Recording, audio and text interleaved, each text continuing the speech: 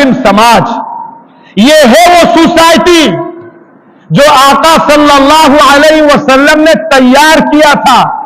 ये है वो फीलिंग्स, ये है वो मोरालिटी, ये है वो कंडक्ट, ये है वो बिहेव, ये है वो सुलूक, जिस सुलूक के आने के बाद फिर इस्लाम के गलबे को दुनिया की कोई ताकत रोक नहीं सकती।